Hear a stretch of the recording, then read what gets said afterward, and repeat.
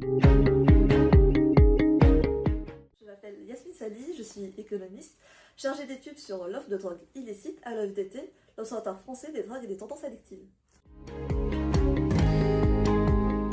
Je travaille donc à l'OFDT, l'Observatoire français des drogues et des tendances addictives.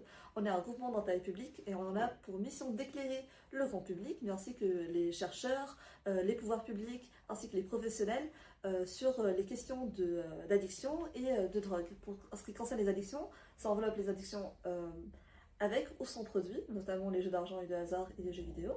Et en ce qui concerne les substances, on parle des drogues licites comme le tabac et l'alcool, mais également des drogues illicites.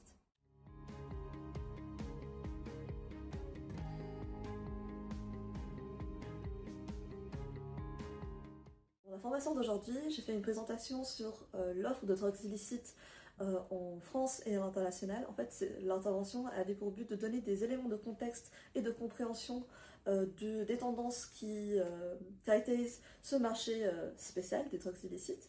J'ai d'abord commencé par présenter les différentes tendances de production, notamment pour la cocaïne et l'héroïne.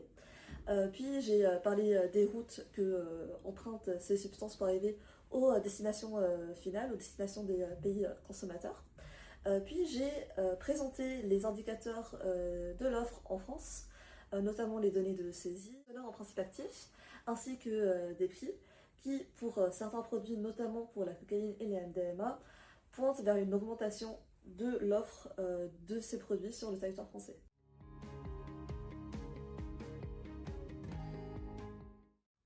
J'étais très contente de faire cette formation, surtout d'être entourée avec des acteurs de terrain, comme il y avait beaucoup des gens qui ont assisté à cette formation qui viennent de la PJJ par exemple. Et je trouve c'est important de leur apporter ces éclaircissements pour qu'ils aient une vision plus claire des dynamiques du marché. Ou d'ecstasy. Et comme je vous avais montré tout à l'heure la question des ports, en 2024, cette augmentation des saisies de cocaïne, elle est expliquée en partie par la baisse des saisies à Anvers et à Rotterdam.